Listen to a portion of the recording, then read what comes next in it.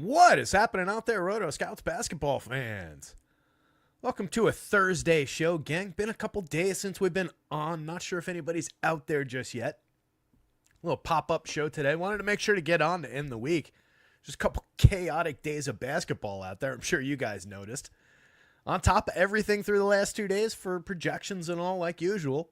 All the changes all through lock and everything, but man, it has been difficult to get a handle on things in the afternoon in time to do one of these shows.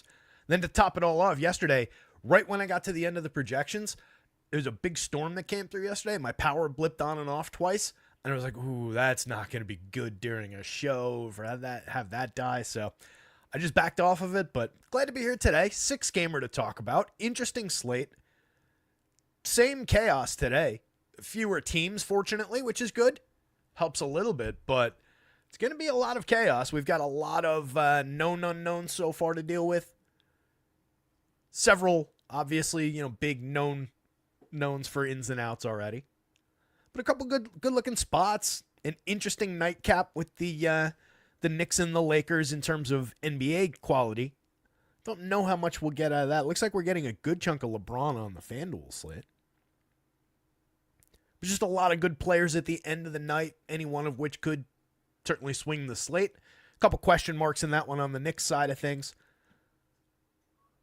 But a lot of pretty beefy exposures up at the top of the DraftKings board, as we can see.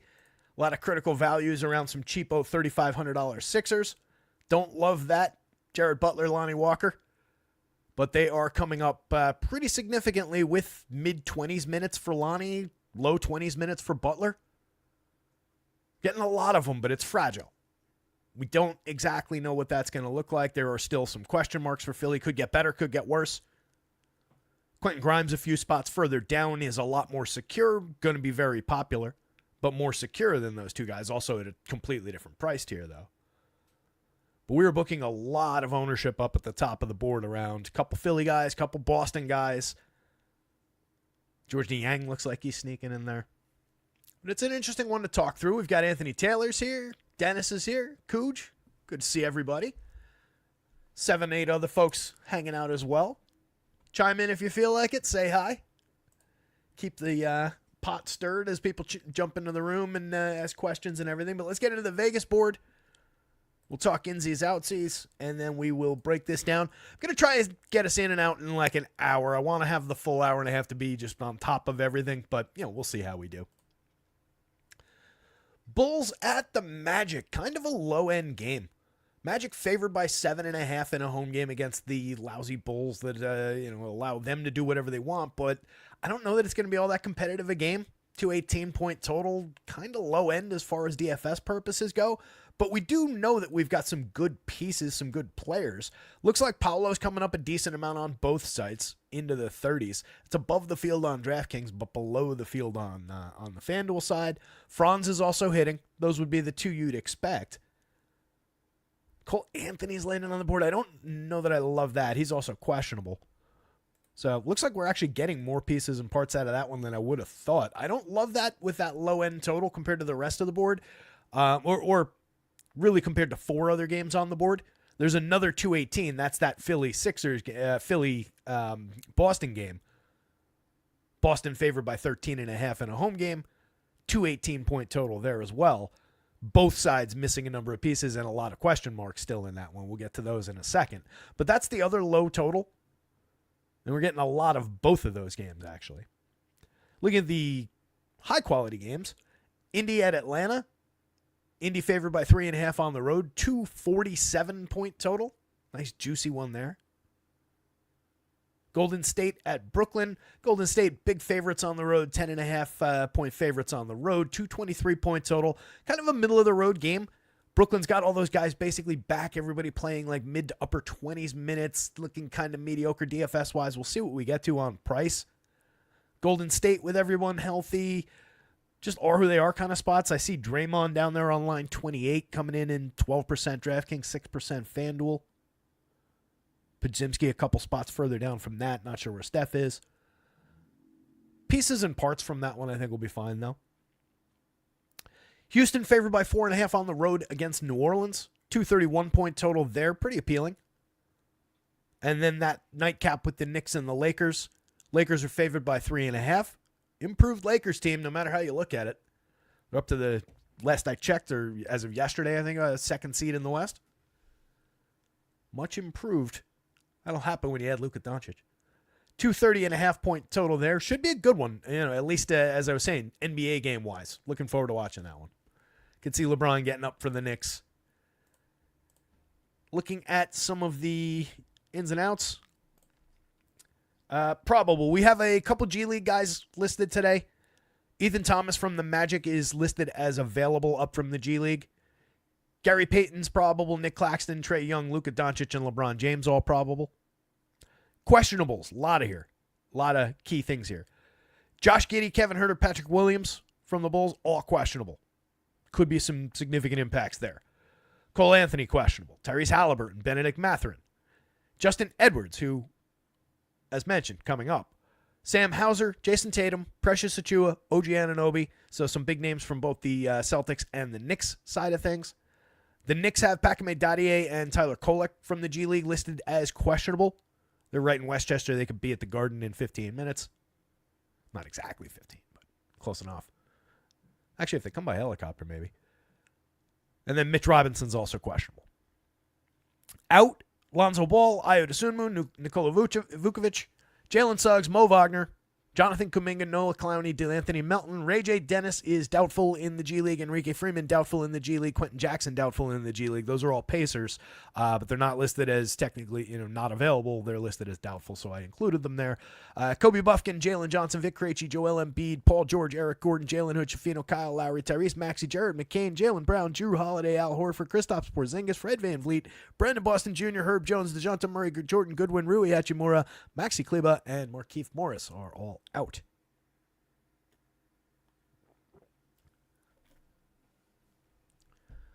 So that's the shape of our slate. Let me see what we got. 4:30 start, obviously running right up against news reports. So let's see. Friday. Fingers crossed. Yes, everything's Friday still.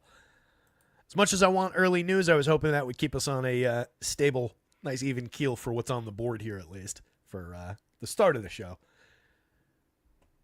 As we dive into things, hit the like button.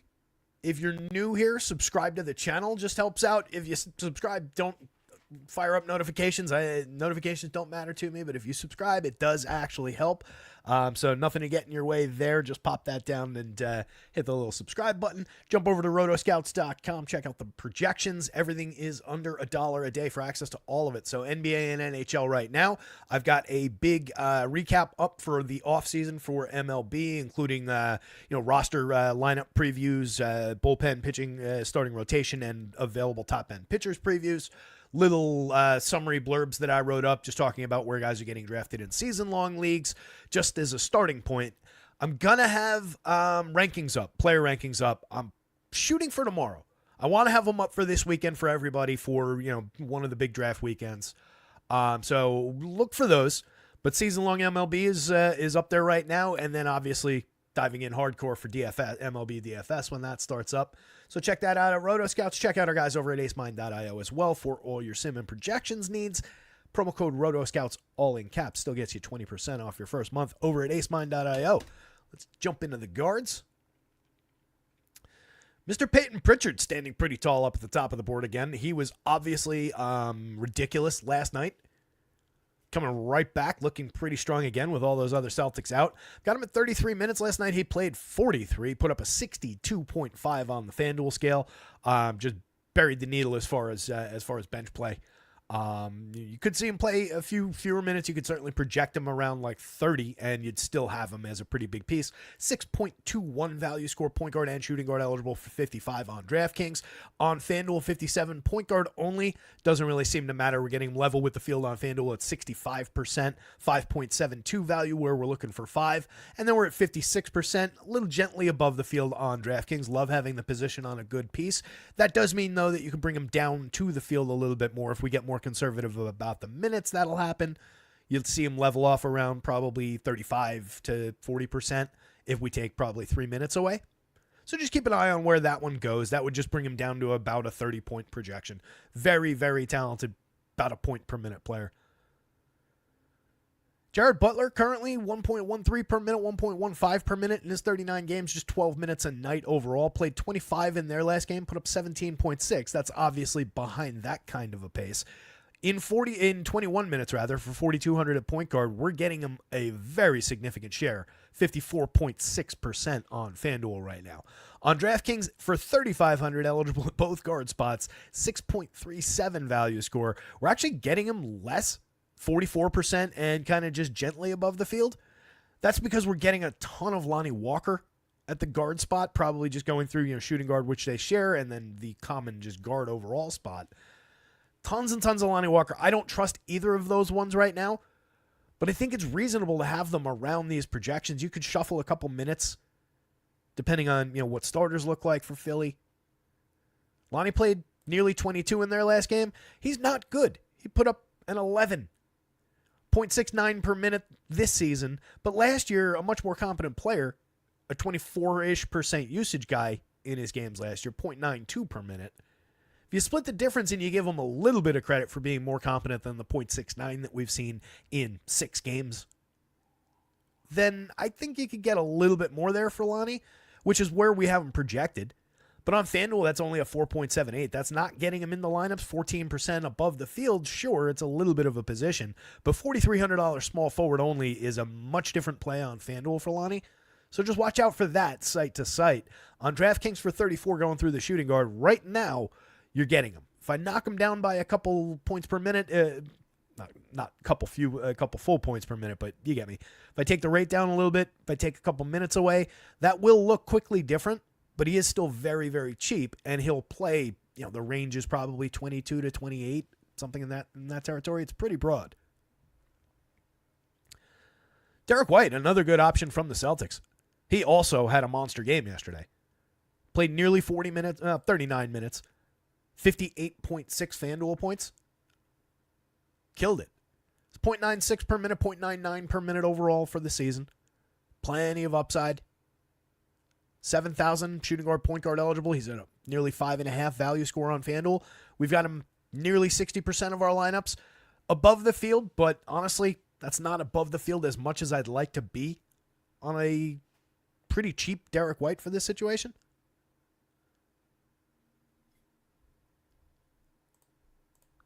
Bear in mind, we've still got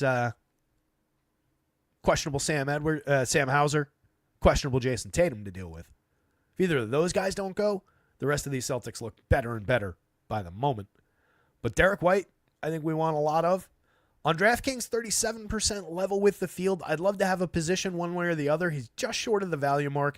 I think you could take that up a little bit, especially if you're getting out of just some of those Lonnie shares. Obviously, they're very different price plays. You're cutting somewhere else.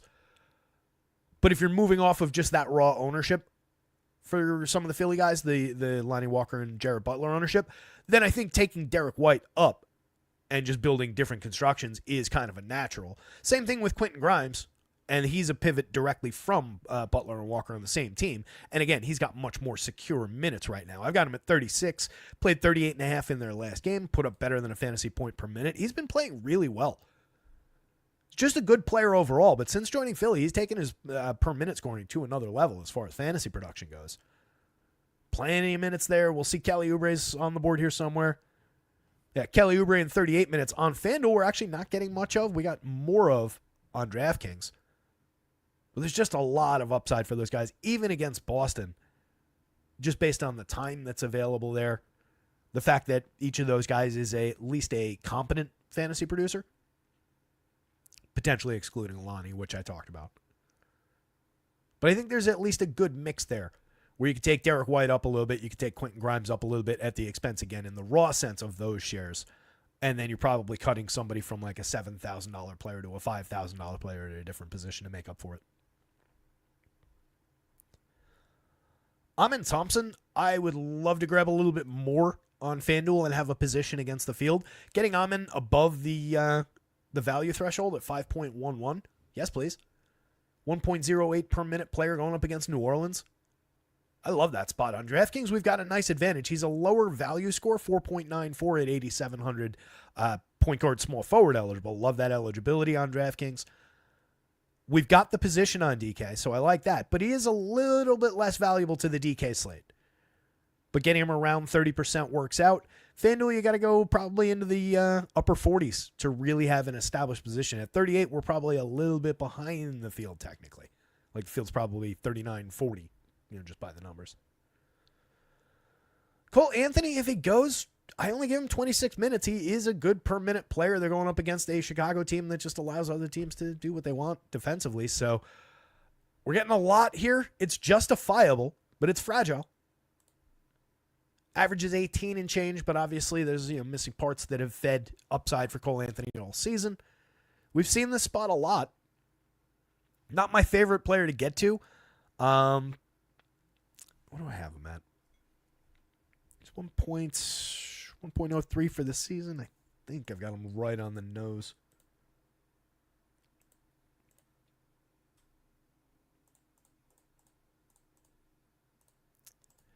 Model's giving him a little bit of credit for this game.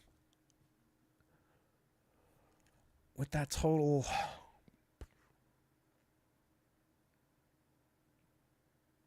you could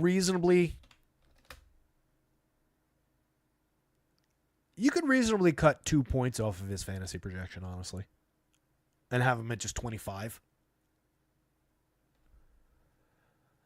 Which is probably the difference between the overexposure that we're getting here versus where he's projected for ownership, where the site that the ownership comes from has him projected.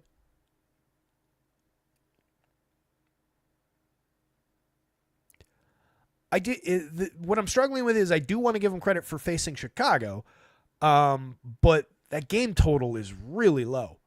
So there's not an abundance of points to pull to different guys to do that with.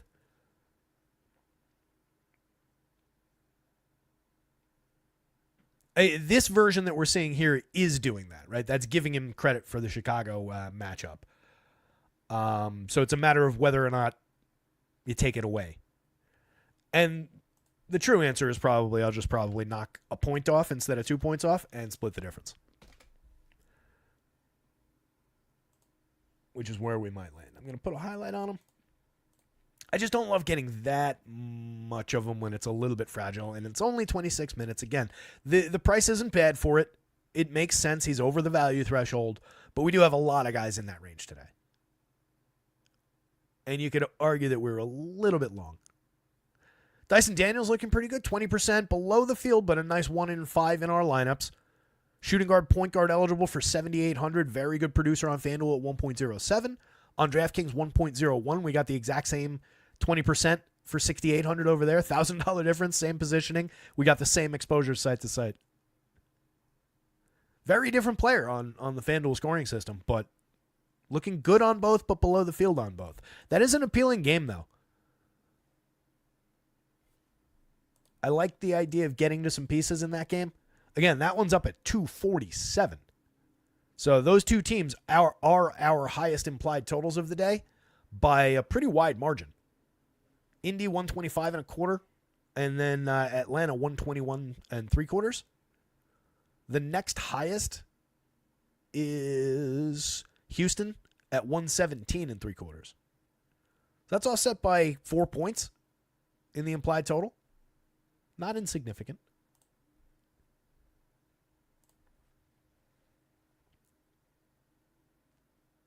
We've actually got a few of the Atlanta guys coming through right in this same range. Karis LeVert a couple spots later, 5,900, 11%.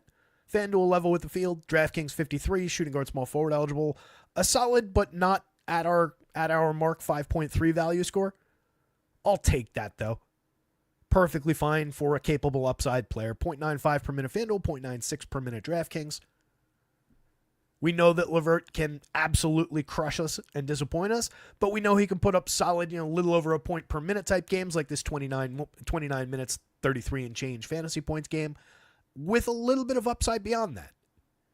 So I don't mind getting to LeVert shares in a very appealing game environment. Kelly Oubre, again, just on the force of minutes and price. Shooting guard, small forward, we got him at 6%. Pretty hard undercut to the field. Field's getting there a lot. That price is kind of elevated. He's a 0.85 per minute player this season. He's probably the most secure guy from Philly, but he's also the guy who's most in an is who he is spot. Everybody else is just kind of cheap or getting a little bit of uptick in value, where Oubre is just playing in a tough game with a lot of weight on his shoulders here.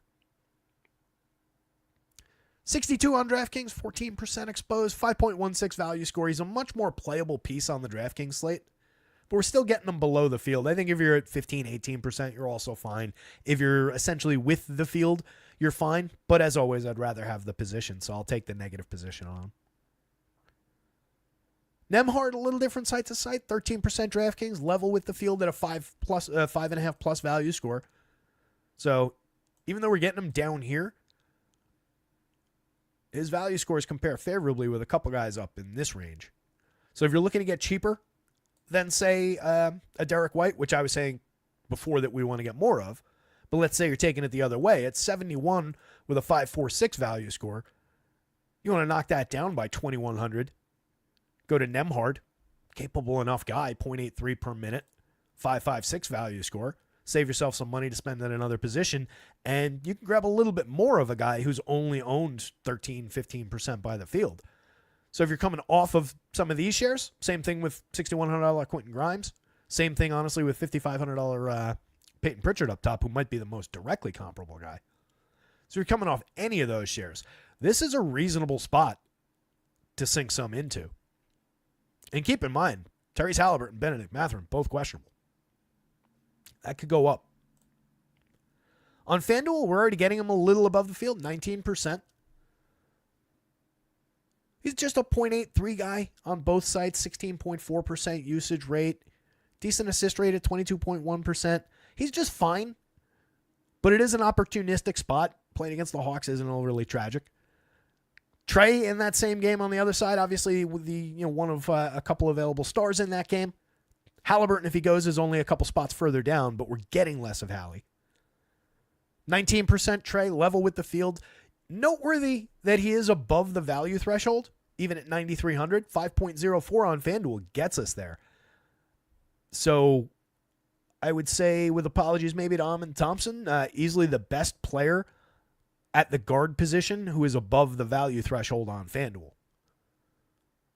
That's worth a lot when you get a player of that caliber, of this kind of production, 1.21 per minute, coming in above the value mark. So keep Trey in mind. Given that, I would look to probably grab more Trey than this and build a little bit of a plus position on Trey. On DraftKings, 8% below the field. 9,800 over there versus 9,300 on FanDuel. Very different impact to the salary cap. I get it. I think you're safe being around 8-10% there. If you take them up to the field, though, I don't think it's a mistake. Everything about the game and the player is still positive. So as far as defying the sims and the math and everything, I think Trey is a guy you can do that with. You can kind of always carry more Trey in this spot. It's just, what else are you doing with those lineups to get them back kind of on track toward the, quote, heavy air quotes, optimal constructions. Luka, couple spots down, 2% FanDuel, 5% DraftKings, 11-4, 11-2. It's just a price thing. If you can get to more Luka, go for it. Good spot against the Knicks. Not in terms of the pace of the game, but the Knicks are not a great defensive team this year. That could get into a little bit of a scoring competition. And it's Luka Doncic. So I get it. I would happily take more than that if it came up, but I don't know that it's going to come up just the way that this slate is constructed, with a decent amount of value and mid-range types that look pretty good going through the guard spots. Austin Reeves in 35 minutes, kind of an is who he is spot, 16%, just 5% on the DraftKings slate. Different play across sites. Point guard, shooting guard for 74. Probably just getting bounced out of some shares, boxed out of, by all the value that's going through these guys. But another reasonable enough guy to keep in mind, at least. Reeves for 74 is a pivot point for some of those guys, as is Brandon Podziemski, who I skipped over. We're only getting 8% and a hard undercut to the field on him, 4% and a hard undercut to the field on, that's Halliburton, 5% undercut to the field on Reeves. But either of those guys in regular, mid to low 30s minutes can competently fill in for any one of these guys, any given lineup. But we want to be, I think, positionally below. Halliburton, if he goes, another guy who qualifies for good enough to take more if you want to or if you can get there, but make sure that you're justifying it by making other moves in your lineup to correct the change that you made. 4% hard undercut to the field on both sites. I kind of agree with that. D'Lo, no thank you on FanDuel. 3% on DraftKings. Mix and match guy at the absolute best. Again, everybody for Brooklyn is just meh and kind of mid-20s minutes right now to upper 20s minutes. Don't love it. Anybody from the Knicks starting five, especially if we're losing OG, everybody will go up a little bit in that case. Right now with OG in, it's one of those situations, just anybody from that group. Mikal Bridges at 7%, 2% across sites. Didn't see much Brunson, 1%, none on DraftKings. But any given share of any of those Knicks starting five with the compounded minutes that they play, perfectly fine. Not a lot of outliers. Pretty similar site to, a lot of differences site to site, but cuts off pretty much in the same place. Onesie, twosie shares of everybody else. Mikal at 7%. We talked about Tyrese. 3% of Aaron Nesmith. That could go up depending on who's available for Indy. Didn't really get him on DraftKings. 3% Cam Thomas. Again, 26 minutes. Meh. No real love for that. At that price, in a full game, Cam Thomas would be appealing, but not without a ceiling.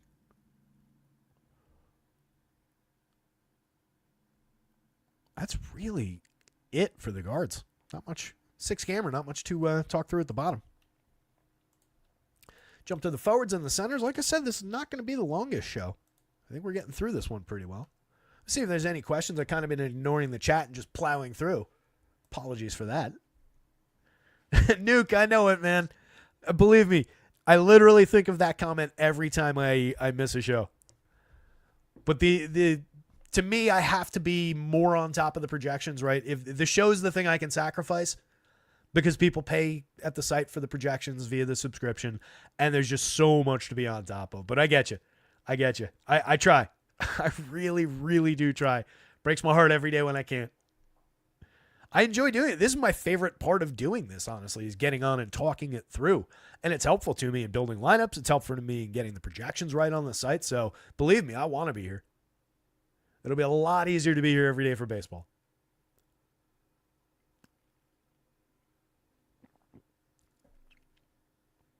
Christian Kirk to the Texans for a 7th.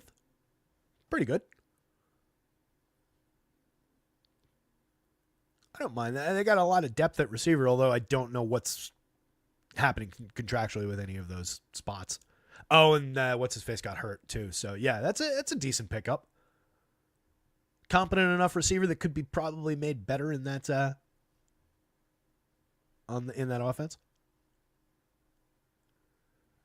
Not earth-shattering, but competent. Let's get into some forwards and centers. Hit the like button if you get a chance. Jump over to rotoscouts.com and subscribe at the site.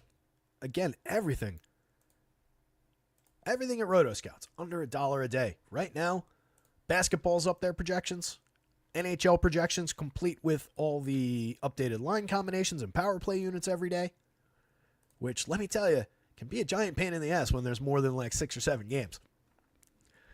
Those 14-game NHL slates can kill a man, especially when it's like, we're just going to switch right wing, left wing today. For no good reason. We're on the same line. We're playing the same unit. But today I'm playing on the right. He's playing on the left. Drives me nuts. But that's going on. That's up at the site. Season-long baseball. My recap's up on the site right now for the offseason. Summary for every team. Projected lineup for every team. Projected rotation, plus a couple guys for teams where there's a little bit of a mix. Projected relevant relievers, including all stats from last year that are relevant, fantasy relevant. I put saves and holds on the projected relievers, and I included all the high leverage guys for leagues that play saves and holds. Rankings will be up in, I'm hoping the next 24 hours. Like I said, I want to get them for the weekend. So season-long baseball's up. DFS baseball right around the corner.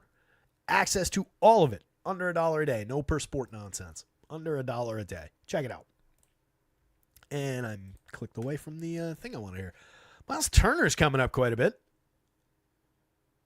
That's wasn't really expecting that as I was putting stuff together. What's his public ownership looking like? Again, that is an appealing game environment. I was just not necessarily expecting Mr. Turner to be there.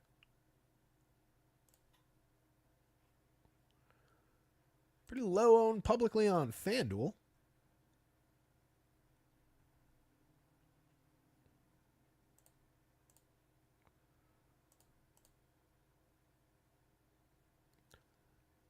More significant ownership on DraftKings,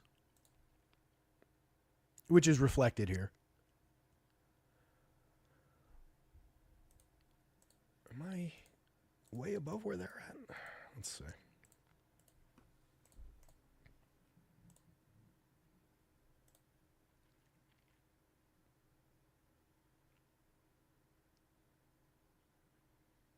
He's played this season at 104 FanDuel, 103 DraftKings. I'm giving him a 10th of a point per minute on top in this matchup.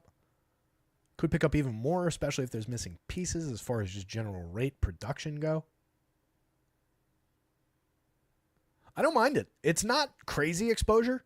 FanDuel, you're getting 21%. You're above the field pretty nicely. He's actually come down from where the ownership was that this ran against, it looks like.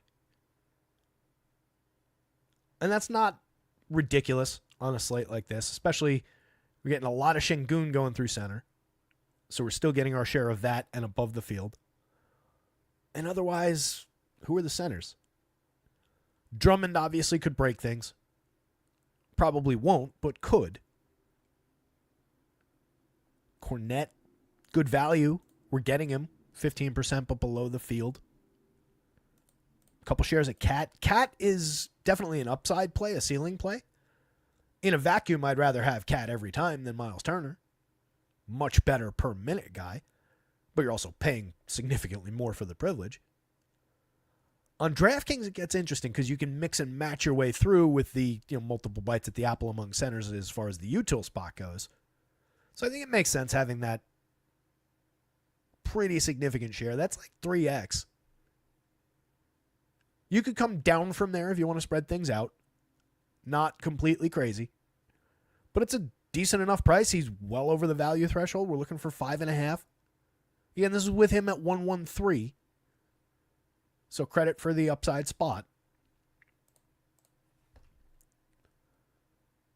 If you wanted to knock him down just to his season-long production. Whoops. I was like, how did that not change? Because I took away Pascal Siakam points.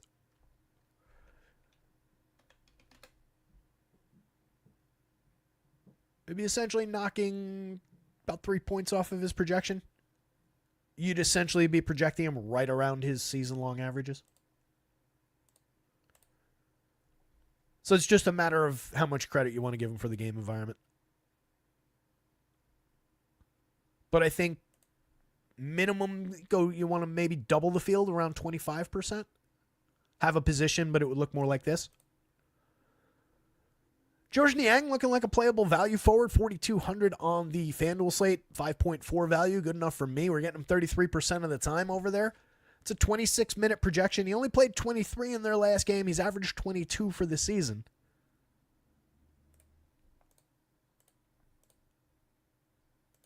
Let's see. Come on. He missed the game before last, played 23 in that last one, 28 the game before that, and then two 24-minute stints. So I think it's reasonable to have him in this 26 range, kind of splitting the difference. But you could say easily that the range is 24 to 28. So there's a little bit of fragility there. But even if we knock him down to 24, I think he's still a pretty reasonable value that you would get around these levels. So I think we're all right on the Georges Niang play.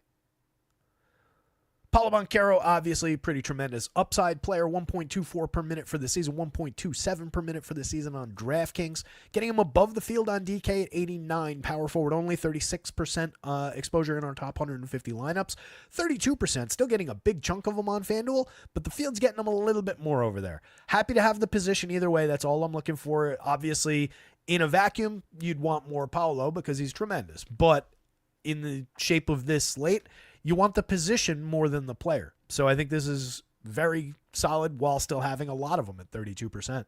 Happy with that. Jason Tatum, assuming he's out there without his running mate and a couple other pretty big pieces for Boston, going up against Kelly Oubre, Quentin Grimes, and the cast of thousands that are Philly's backups. A lot of upside. Nearly 30% on FanDuel at 10-4, both forward spots, 1.32 per minute, nearly a 30% usage rate for the season. Will have a 30+% usage rate tonight. 10-1 on DraftKings, both forward spots, 30% exposed, level with the field. Below our value score on both sites, but one of those players where it doesn't matter the same way. He's just a ceiling play. So plenty of Tatum if he's out there. You could say that, especially against Philly's backups, you could knock that minutes projection down on the expectation of a big game and call it 33, 34, something in that territory. But I think a healthy Tatum plays a full or relatively full game, and it'll be a case where he's probably gotten there even if he doesn't play the full fourth quarter.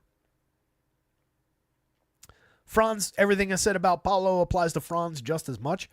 We got him 32% undercut to the field. It's basically the exact same exposure for the exact same guy. On DraftKings at 8,600, small forward only. So they distinguish the positioning on DK where they give both guys both positions on FanDuel, which is generous. On DK, 29% exposed, flat to the field at 5.28 value. Technically a slightly higher value score at 86 for Franz than for Paolo. Either guy, both guys, fire up. I think you're perfectly fine going to them. Again, Chicago is a pushover matchup.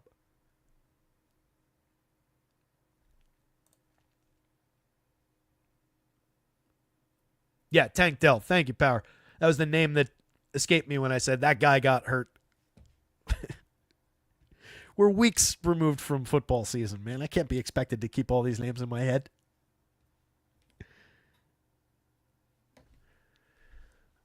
Meanwhile, this slow draft, every year we do in this one league where me and my buddy Mike, my buddy Lou all share a team, not our main league where we all compete against one another.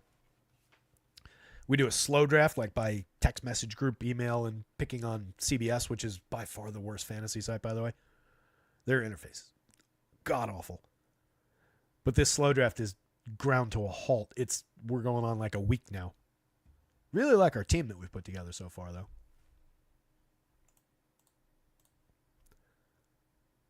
It's a weird league as far as the categories go. But right now, there are some keepers involved. Come on.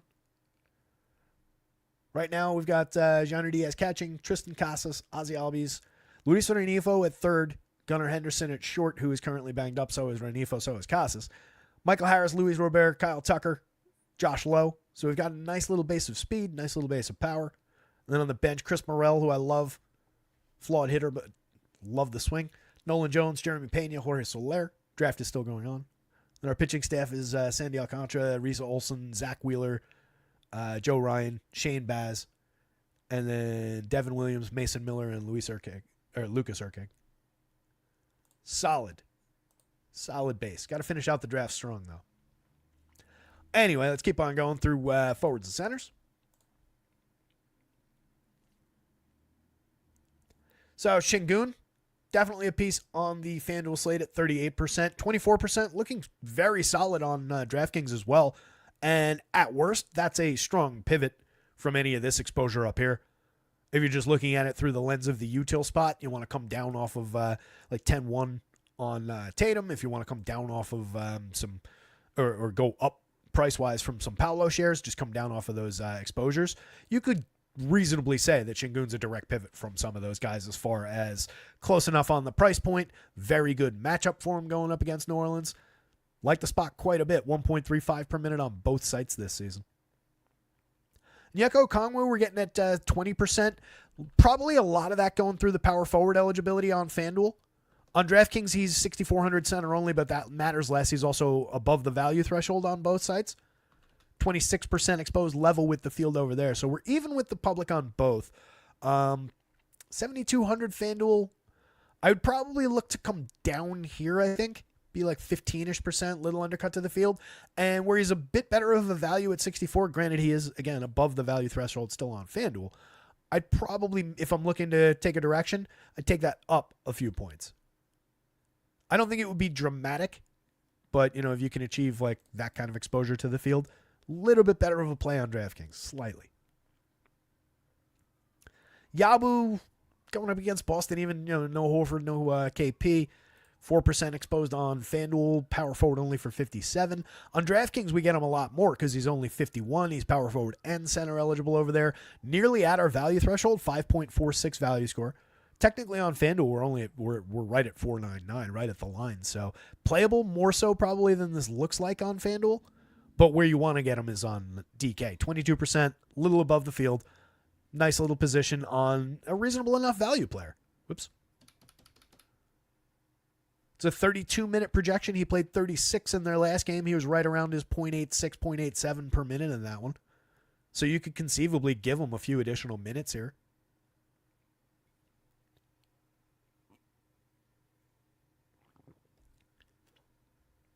Quiet day in the chat. No Doug. Haven't seen Doug today with his questions. Doug's always good for a few good. Well said. Doug's always good for a few key topics of conversation. Any questions you guys got? Anybody you're wondering about that you want to pull up? We're making our way through here. There's only a few more key guys to really talk about. Sammy Hauser, depending on status, could look better, could look worse, could not play at all. 6% on the FanDuel slate in 28 minutes for 4,200 at both forward spots. Playable, but I think we want to be below the field over here. 3,800, better price for a 0.73 per minute guy. That's reasonable. 5.29 value score. We are still below the value threshold, but I think that's a reasonable exposure. You can also play the pivots game among, him, Risa Shea at 44, $4,100 Niang, who we talked about that we're getting the most of. I think there's a good little three-man rotation that you can play with those three guys. 18% level with, 18% below, and then 39% above, or 38% above. You can definitely move those shares back and forth. 5.74 is offset from the 5.3s, but these are non-tragic value scores that those two guys are pulling as well. What I would do with that is if one guy dips as far as public ownership projections, you could jump on it. Obviously, we might just lose Hauser from that equation entirely, in which case you could probably sink some of those shares into Risa Shea, and then, considering that there's a price uptick for both those guys, it might not be direct pivots. You might have, obviously have to change something else. Maybe you could pivot some of those into Keta in that situation at 39 coming from the same team. Just as far as the price goes. Levert at 11% on FanDuel, 17% level with the field on both sites. I like the exposure on DK, 5.3. I think we talked about him before when we were going through the guards, though. But reasonable enough play with the ability to hit a ceiling in kind of a loose, pacey game. Drummond at best a mix and match piece with a ceiling on FanDuel. 1.13 per minute this season, though. 1.37. He's, for the most part, with a few exceptions, not this guy anymore. 16% exposed on DraftKings for 52. It's a better price point, 5.42. I get it, but I also would take this kind of a position or even more extreme undercut. Maybe you get down to like 12 and an undercut like that to the field on the Drummond play. I just don't love it. Not against Boston. Even with Boston bigs out. I don't know. They're still competent enough through the front court. Mentioned Justin Edwards, mentioned Kelly Oubre. Edwards at 10% right now, 16% in a 30-minute projection at 45 power forward only on FanDuel. Both forward spots on DraftKings for 4,000. Not getting tons and getting them below the field while still having some, I think is about appropriate. Again, getting to these guys that are showing just moderate value, like Edwards, like to me, Oubre on FanDuel, it's not as appealing because they're going up against Boston. Even with Boston missing pieces, all those other Boston guys are good NBA players. So they just replace. It's not like they're playing against bench scrubs. So for those guys who are who they are, I don't love the Philly pieces, but I do think they belong in some lineups. Tari Eason, 18%, FanDuel 14%, DraftKings, below the field on both sites. Good per minute guy. 27 minutes at 6,000 is playable on FanDuel, 116 on DraftKings at 5,500. little price offset, but you're getting a downtick in production at 111. It's not a bad matchup spot. It's playable enough. Not a guy I love getting into lineups, but we do see successful production days like the uptick that he had the other day. I had him in some lineups 2 days ago. 25.5 minutes, 36.8 FanDuel points. That will absolutely work at 6,000, at 5,500. Had a clunker of a day last night. I had a weird result last night. I had 21 lineups in. And I had one lineup that finished in, I want to say, 128th place in the big tournament on FanDuel. And every other one missed the cash line. Weird result. Usually you see, at least a few. But the day before, I had another really good overall day. Nothing, again, didn't hit the top spot. I think I topped out in 16th. But it was another one of those where, solid handful of lineups in the top 1%. Nice little casher, nice little profitable day. And that's taking these projections that you guys have access to for $1 a day, under $1 a day, in addition to all the other sports, and plunking them into our partners at AceMind, running it through the Sims, taking the top lineups in the output. There's Doug. I was just talking about you, Doug. What's going on, buddy? Good to see you. I was saying it was a quiet day in chat because you were in here with some of your good questions stirring the pot and helping drive the show. What are you wondering about today, Doug? Who are you on? What are you looking at? So yeah, a couple solid days with the projections recently.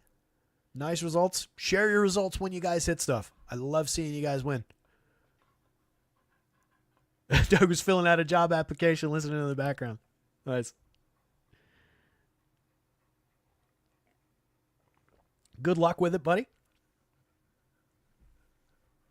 Just had a friend of mine, very close friend, get a nice, successful job interview. She booked the job this morning. I was very happy for her. Congratulations if you're out there. But yeah, good luck with the potential gig. Talking through the last couple pieces here. Draymond's mix and match shares on both sides, 12%, 6%. It's Draymond. He's going to do Draymond things going up against Brooklyn. Not the most appealing game on the board. That one was what, 220s? Yeah, 223. They're favored by 10.5. That starting unit has kind of solidified into the lower 30s with minutes at least, though. Early in the season, remember, everybody was playing below 30 minutes a game. It was kind of a pain in the ass. But they've gotten good with the Jimmy acquisition. They're playing, again, a better, more predictable rotation anyway at the top end. So any shares of Draymond you get are perfectly fine. Any shares of Steph that come up, even though we didn't really talk about them, perfectly fine. It's Steph. But not the most appealing game against Brooklyn. Zion going up against Houston. I struggle with Zion. I really do. 1.60, you'd love to get there, but we're just never going to get more than 30 minutes. We're rarely going to get to 30 minutes. But he can do this. 26 minutes, 56.8 FanDuel points. Not a good spot for him, though. 9,500, 4.5 value score. We got him 5% below the field. If you want to take a direction on him, you need to get to like 15, 18% or so to have a position against the field, I would suspect there. On DraftKings, a little bit more playable. 10% level. 9,200 over there.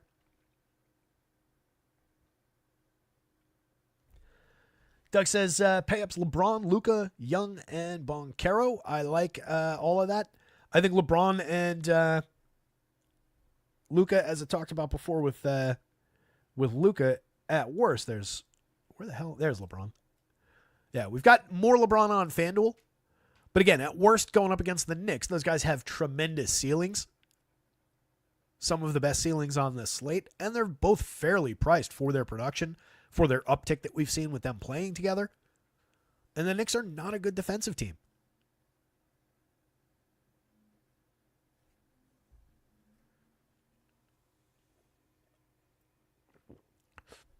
Yeah, I like either Franz or Boncaro or both.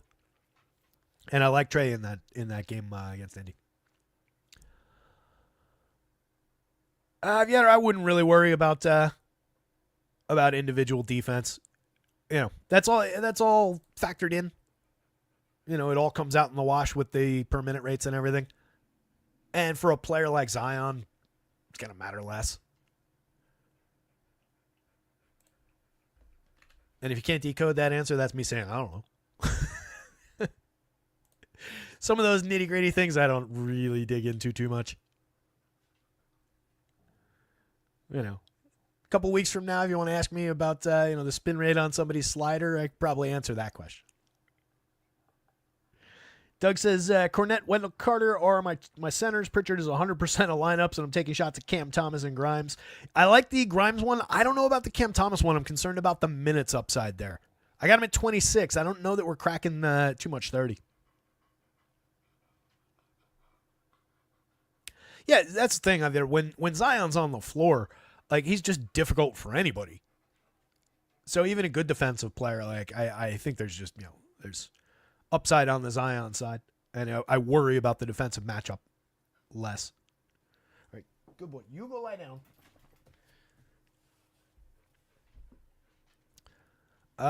So, yeah, let's look at Cornette and Wendell. Here's Cornette. 12% on DraftKings, 15% on FanDuel. I've got him at 28 minutes. The price is right for his production, right around a point per minute on FanDuel, 0.94 on DraftKings, perfectly serviceable. He is above the value threshold on DK. We just got him a little light to the field because we do have a lot going through these guys up here. But I think as an alternative, as a pivot point who's not completely highly owned by the field, definitely looks pretty good, and there's more upside there if other players don't play. On FanDuel, it's basically the same read. It's just the fact that we have the center-only position, the single center position. That's the only thing that's really cutting into him being a better play because you want your shares of Şengün. You want your shares of, apparently, Miles Turner. And then Wendell, at worst, Wendell's going to be in his spot. Oof, nothing on FanDuel. Nothing on DK. One share on DK. Am I off the mark with Wendell? Let's see.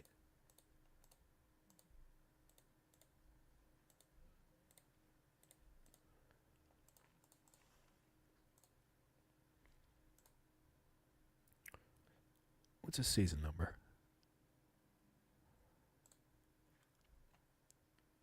I could give him slightly more. You could make a decent enough argument for like 1.5, 2 fantasy points there. Just for the Chicago of it. But again, this was that tricky spot where good matchup, kind of lousy total. So you have to kind of middle the any upticks that you give. But yeah, you could. I think the way to play it would be to give him maybe a point more than what I did, which I might do. Let me flag that too. Again, I've got him. The reason I'm saying that, I've got him like right at the season long rate, and it is a matchup against Chicago. So, like I was saying, at worst, I think you're getting an Izuia spot for Wendell, who is a good enough fantasy point producer and is appropriately priced and in a good spot. But he's not totally simming out. So just be wary of that. I think out of the guys you mentioned, that would probably be the lowest end spot. Or actually Cam Thomas than him. I do like Grimes, though. Cam Thomas, again, good player, good per minute guy. I just question the overall minutes.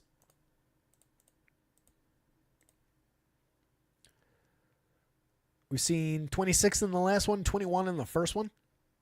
And it had been a while.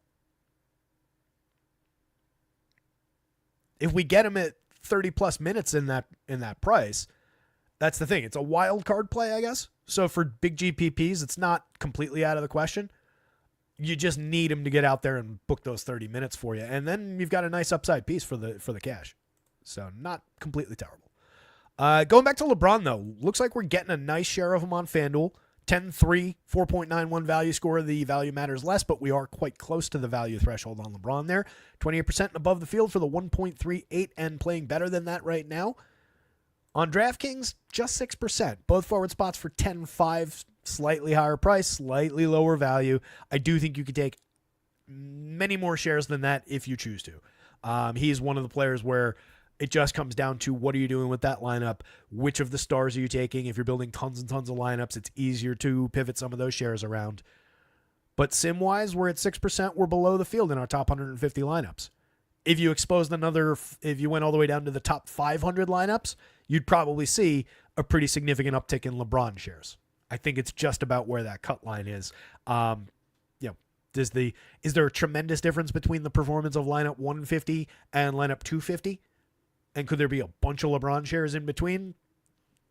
No is the answer to the first question. Yes is the answer to the second question. Shouldn't ask two rhetorical questions at the same time. Dylan Brooks, cheap and playable on FanDuel, nearly 25%. Not my idea of a good value guy to get to, but can perform from time to time. 0.71 per minute, 17% usage. He's not completely dead at like 12, 13% usage like a Sammy Hauser sometimes can be. Like a Keta, to stop using Boston guys. Like some of the OKC mid-board types. He sees a little bit of usage, but he's just mediocre overall. He needs to get his hands on the basketball defensively a lot to really accrue fantasy upside. But at 47, shooting guard, small forward, he's at least coming through as playable. But it is just a 4.69 value score. So I think it's more a factor of price over position, just where he's eligible, and that number in the raw sense at 22 fantasy points, just coming through lineups. So as a pivot, if you want to go, that's the thing. That's kind of illustrates what I'm saying. You do have Sammy Hauser there with small forward shared eligibility at 42. And like all these guys are more.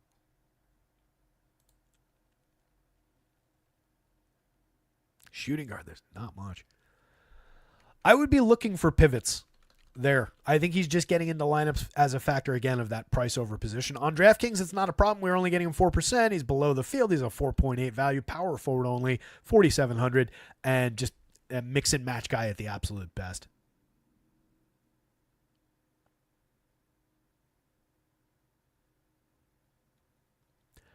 Doug saying has a feeling Cam gets near full run today. I've also seen that dude out to 40 fantasy points in 25 minutes. It's a big risk, but one I'm taking. Yeah, again, that's the thing. It's a play for GPPs. It's a play for those who are not risk averse, which is totally the approach that you seem to tend to take, Doug. So absolutely for tournaments, that is an upside play for sure. And it's one of those ones. I say it a lot. We want to be early on a play like that rather than late. So if you're doing it through that lens, like, you're not just doing it because it's like, oh, Cam Thomas, that's a name I know. You're doing it for specific reasons. You're expecting him to play 4 or 5 more minutes than what I've got him projected for at a point and change per minute. So, call it, oops, that was supposed to be 31.5, and I did it on the wrong side. That's already looking like a much better value score. It's not 2-hour 5.5. But getting him at 62 with the ceiling that we know he's got, and actually I shortchanged him there because it's 111 on DraftKings. So you could easily say, 32.5 gives him even closer. So yeah, if you're expecting the minutes to come, and as I was saying, you want to be early on a thing like that. After he gets 30 minutes, everybody's going to project him back there, so people will be on the play if it pops up. So yeah, you want to be there early. I can totally endorse what you're doing. But it's not one I want to go out there banging the drum for either, because I can't project it that way. I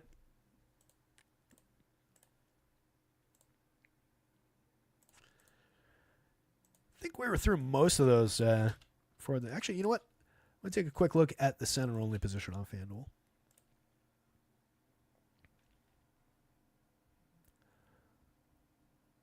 So yeah, center-only. 4% there. 15 is a big share. Yeah, that's 98% right there. So essentially anybody with center and power forward eligibility today on FanDuel goes in the power forward spot. You want to be playing the centers, the center-only centers in the center spot on FanDuel. You can see those exposures right here. 21% of Miles Turner. The most exposed guy is the best center among them, and with Şengün, 5.38 value score, we're getting him at 38%. We get 15% of Cornet, but there could be a little bit of an uptick in additional value there, and at worst, he's a very functional value play. We're just a little bit lighter than the field, but still 15%. 8% of Keta, same story applies. Could be some movement of minutes there, depending on what they do. And then Cat if you can get to more Cat, definitely has upside. 9,700 going up against the non-centers that are on the Lakers. Not that he's necessarily a true center either, but should be an upside spot for Cat to be able to find some scoring. 140 per minute, 137 per minute across sites. We're only getting him 4% FanDuel, 4% DraftKings, but an upside player that is not highly owned by the public.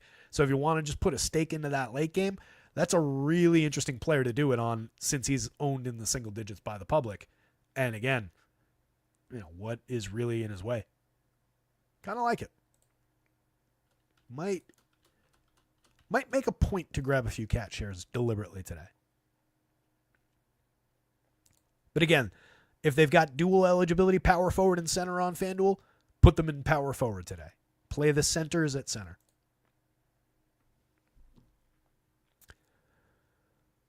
LeBron and Luka right next to each other on the full board there. Again, either one of those guys, both of those guys perfectly fine. It's LeBron and Luka. Don't overthink it.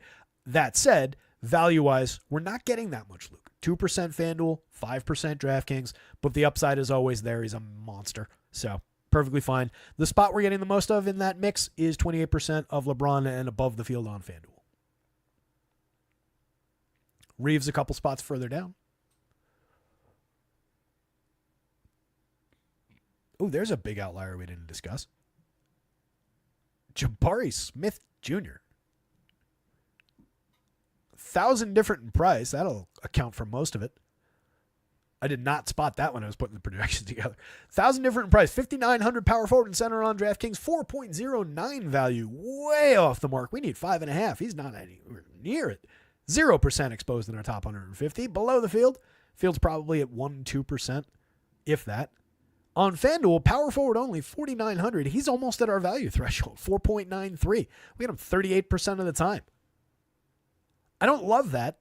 He's burnt me a couple times recently, 0.76 per minute, low usage guy, 15% this year. Was more productive, had better usage numbers last year, 17%, a little closer to the league average, 0.91 per minute.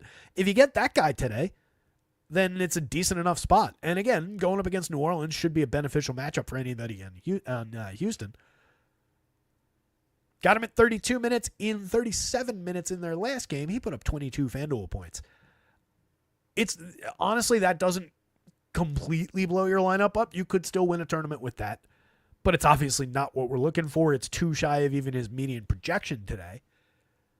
And it's difficult for him to find upside, but that's underperforming pretty dramatically, even the 0.76. So, yeah, I guess we're getting there. It's another guy that's cheap. Reasonable expectation of time. Eve Misi, mix and match play. We did get some DFS. 4,000 for Dorian Finney-Smith, 4.9 value. That's not an unreasonable alternative to the Jabari Smiths of the world for a little bit cheaper. In the raw sense, we're a couple points off as far as that projection goes in the same amount of time. He's a low-end per-minute producer as well. But if you're going from one low-end producer to another one who's lower owned by the public, maybe you can justify it. Neither of those guys are relevant at all on DraftKings. These guys that I'm talking about right now are 0 exposed on DraftKings. Deuce McBride, 2%. 1% of Terrence Mann. Nothing really worth talking about down once we get into those yellow and orange colored guys. Yellow and orange, like their colors on the page here, are colored that. In these sensitive times, I want to be abundantly clear about my use of that word. Jalen Brunson, 1% FanDuel, 0% DraftKings, mix and match. Steph, who I mentioned before, we didn't get any shares of Steph on either side. 9,000 FanDuel, the price is back up, 9,300 DraftKings. 1.27, 1.34 per minute. Again, not a great spot against Brooklyn. One of the 3 lower game totals of the day. But it is Steph. There's nothing to stop him defensively on Brooklyn from putting up something like this. 54 points in 33 minutes. But it's a grindy, low-end game, pace-down spot for them. So, not ideal. Josh Hart, especially if OG doesn't go, there will be an uptick again for the Harts, the Bridgeses of the world. So just keep an eye on that. If Precious doesn't go, there's a downstream impact there. And we just know that these Knicks, capable of playing into the mid-40s minutes-wise if they need to. I do like, Doug mentions Ricochet and Yang. I like both of those guys.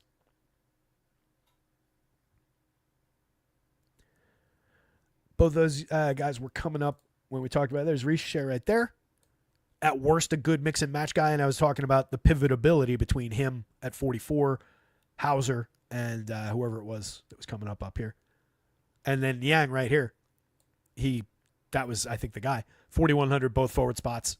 We got the most significant share of him. Like him a lot.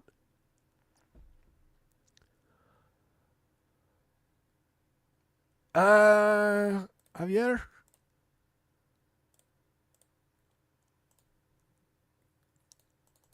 Half a second here. What can I pull up efficiently here? Just at the end of the show.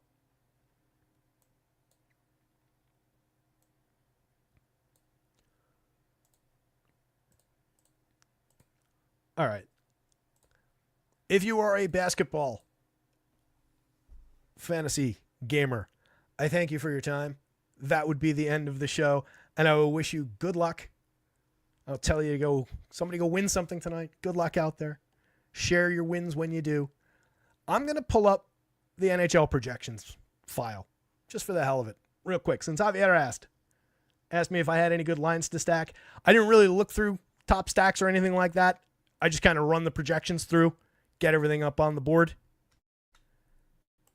But we literally never do this. Let's take a moment. What the hell? You guys absolutely rock out there. Anybody who is punching out because I'm pulling up hockey, totally get it. But I appreciate you. Come on back for more in our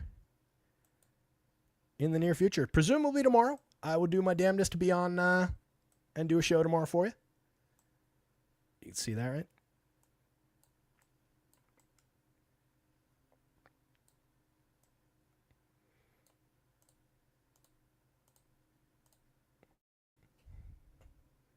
You'll recognize this as like a bastardized version of the baseball file, those of you who are here for that. Let's see. Can I get that? That look all right? See most of that, I think.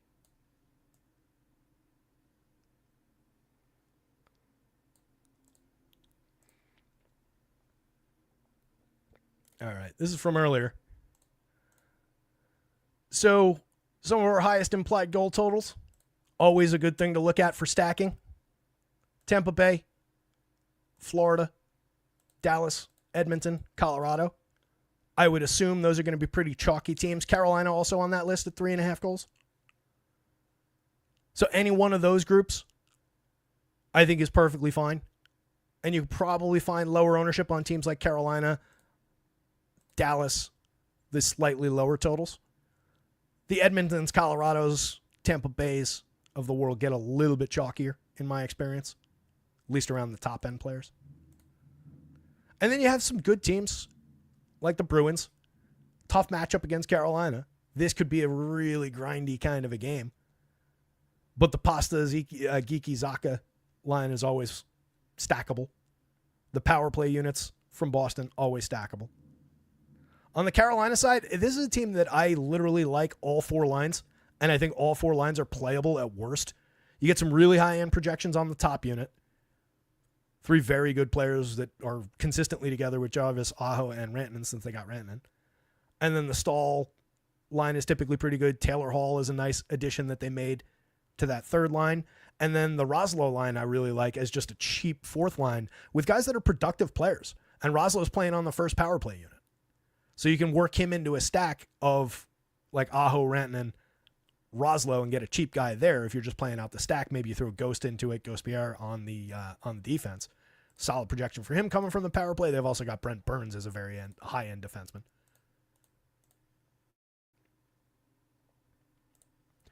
Buffalo, kind of a low-end team. You can get some cheap pieces out of Buffalo. You know, this Petraka-Kulich line is not a Kulich line, rather. Some of these names I am going to stumble over, by the way. But Tage Thompson's a good player. There are pieces and parts, but overall not a great team. They're just kind of cheap. Tampa Bay, obviously, as mentioned, tremendous upside team. I love the fact that you get that unit all together as power play one and then such a good defenseman like Hedman. And then their second power play unit is high end as well. So Tampa Bay pretty much always on the board as far as stackability. They can just get pricey if you're stringing together all three of those guys.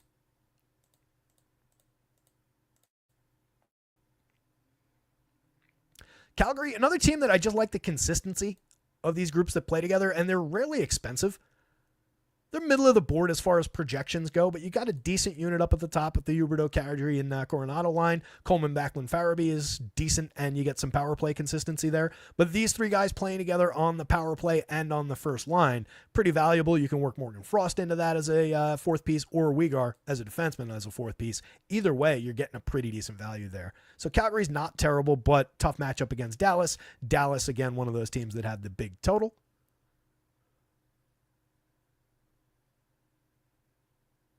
The Dallas lines are kind of mixed, where like you've got split power play units.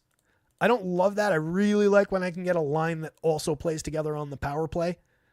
So that knocks them down slightly as far as my esteem among those highly implied total teams that I mentioned. But you can mix and match your way to anything Dallas, stringing together either the power play or just going straight with the lines. And there is some good upside. You can see all the double-digit projections going through the lineup. You're paying decent, but not crazy prices on either side.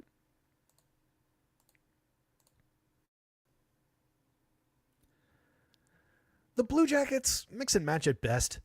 I think you can play this top line.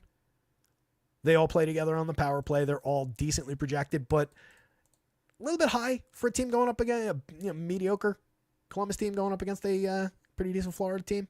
Good defensive Florida team. The Florida side, obviously, more appealing. Again, a number of double-digit projections for some not unreasonably priced options, too. We have another one where they're splitting across lines 1 and 2 as far as the power play units. But again, you can get two guys from the same line and work in the defenseman and mix and match your way to different combinations. And for NHL, that is a way to differentiate. Like with baseball, if you're just working in one guy in the combination who's still correlated, but lower on than the rest of the guys, can give you a little bit of upside. But Florida, tremendous team. Definitely some upside there, so I would look to stack them, but they're probably going to be owned. Javier loves Carolina today. Well, thinking about Nashville. Yeah, Nashville's just a good team. So, yeah, I think you get some upside there. Thank you, guys. Thank you, Cujo. Thank you, Doug. You guys rock. Just talking through some hockey for anybody stumbling in thinking this was a basketball show. It was. Just rewind. Got asked about hockey. I figured I'd pull up the hockey board at the end of the show. Edmonton, tremendous team. You get this amazing top line 1, top power play unit. Connor McDavid. If you can pay for him, pay for him. Best player in the league, I think, arguably, in my opinion. So top line, no issues with it with Edmonton. But you also get dynamite from line 2, line 3. Very, very good team. Line 4 is at worst mix and match, but you lose. They have Max Jones on the left today, so he's not available on FanDuel. Kind of low projected on the DraftKings slate, just getting a rookie projection there, or a guy who was not in the overall projection. I don't know if he's actually a rookie. Good defenseman on the Montreal side if you're just looking to one-off defenseman.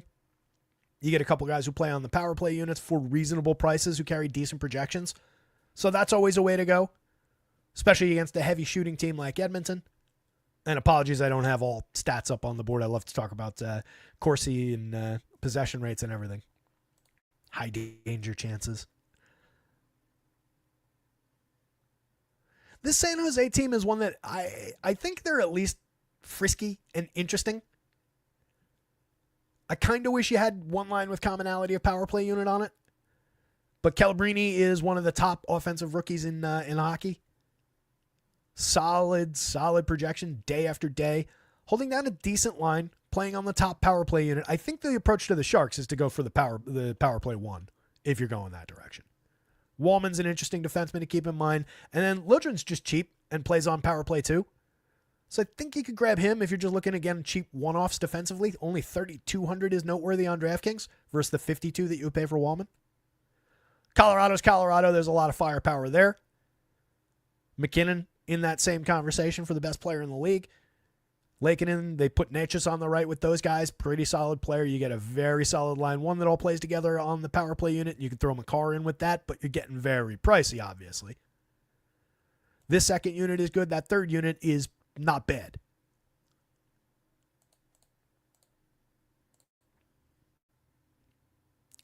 The Jets.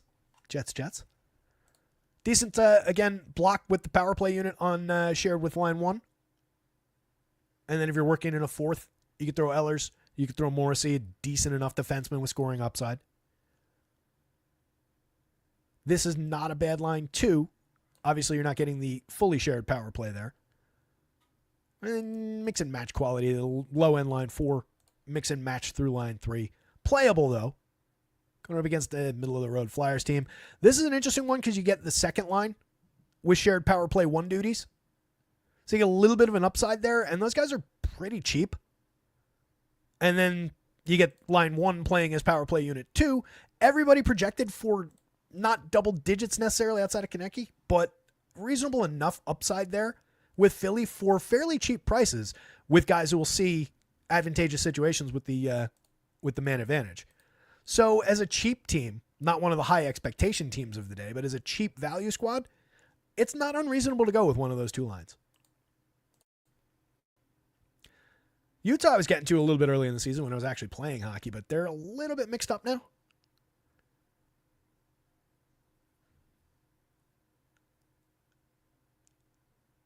I would just look at them as probably just value spots. And really, I don't know that you go there. What was this matchup at? Yeah, they're favored. Implied for 3-2 versus Detroit at 2-8 and change. I think this would be a pretty skippable game overall. Maybe value defenseman you could grab from here. You get reasonable prices on first-line defensemen. But yeah, I don't love this one. And then the Seattle game that you mentioned. Definitely some cheap pieces on Seattle. Everybody basically in the 5s on FanDuel. Everybody basically in the 4s on DraftKings. Oops. Schedule. That one is pretty dead heat there. Just a 5.5 goal total. So as far as like chasey games, it's not necessarily coming through for that. Neither team implied over 3 is not exactly ideal. But you do have cheap, capable players here. It would be nice if you had Kakko on the first power play unit and you could just take that whole top line for in the 5s and the 4s. Kakko is notably cheap on DraftKings, by the way. 4,000. He's a good enough player that's kind of appealing to just roster that first line if you're just looking for a capable enough cheap line. But again, not a lot of implied goals upside for that team. McCann, Wright, Burakovsky, again, it's the same thing. It's playable. Those guys are cheap. So I think the Seattle team is functionally playable on either site. The fourth line, obviously, not really, since you're missing 2 guys on the FanDuel board. On DraftKings, you've got some very cheap options there, but not a ton of upside. But even the third line, the Tolvanen, Stevenson, Eberle line, is not bad. And you get a little power play upside from 2 of those guys. They're just on separate power play units. So putting them all together as the third line, you get a little bit of bonus, but not correlated bonus with those guys. Montour is a fairly priced defenseman, not bad. Cheaper Vince Dunn is kind of interesting on DraftKings, playing on that second power play unit for $4,200. Mixer. And then you get the typical, the Stamkos, O'Reilly, Forsberg, Sissons, Evangelista, Marchessault mix. Any of those guys is playable in combination with one another. I think Nashville's another team where you probably just chase the power play units rather than the line combinations directly. Good defenseman in Brady Shea. So not an unreasonable team to grab. But again, not the highest end in terms of implied totals. Oh, and that was the last game. That's your hockey slate, boys. NBA and NHL show today. How about that? Javier says 4+ goals in the last 4 games allowed in Nashville. Not much better either. Yeah, hey, look, could turn into a scoring fest. But Vegas doesn't necessarily see it that way. But again, when you get collisions of mediocrity, anything can happen. And that's what you want to chase a lot of times in DFS. It does result in low-owned stuff. And I like the prices in that game. So I get you. With that in mind, you guys, whatever you're playing, NBA, NHL, if you're doing season-long drafts for MLB, any of it, check out rotoscouts.com. We're going to have stuff up there to help you with all of it. It's all under $1 a day for access to everything. And whatever you're playing tonight, good luck out there tonight. Somebody go win something, and we'll be back tomorrow. See you.